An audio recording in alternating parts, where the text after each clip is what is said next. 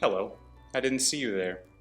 I was just doing some light reading by the fireplace. You know, this time of year, we'd normally be gathered together for tea Hanksgiving.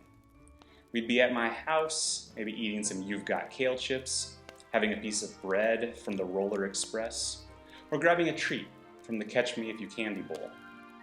But I know you've heard it a lot before. This is not a normal year. We're forced to stay apart, and maybe dreading being stuck indoors for another long winter. This reminds me of another group of people who feared the impending winter. Of course, I'm speaking of the townspeople in the story of the first tea Hanksgiving. And just like them, we also have someone who gives us hope and light in tough times. We have Tom Hanks. So please settle in and listen along to the story of the first tea Hanksgiving.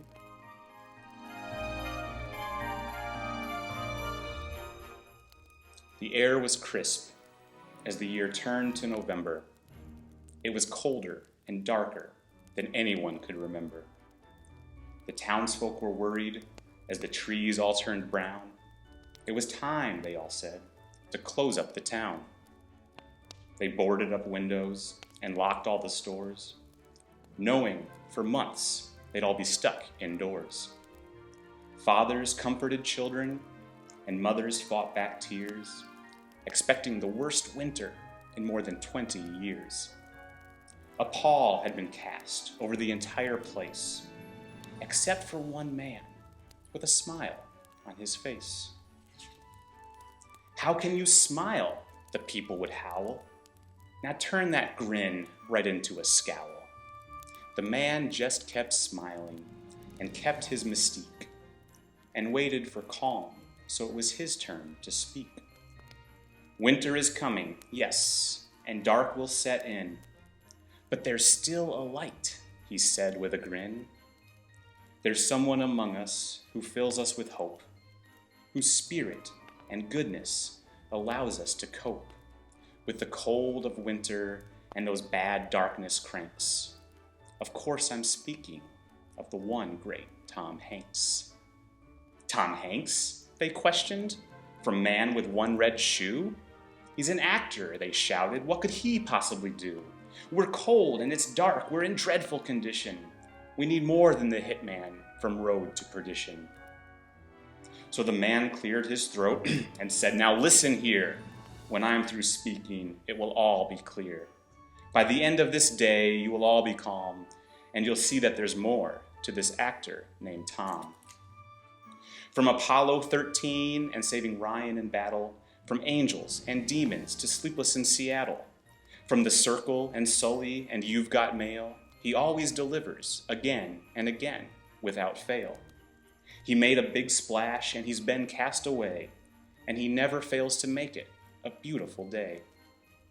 "But that's not all," the man said with a smile. "He's great in the burbs and even Green Mile. Oh, Captain, my Captain, and Commander, Commander, to speak ill of Tom Hanks would be nothing but slander.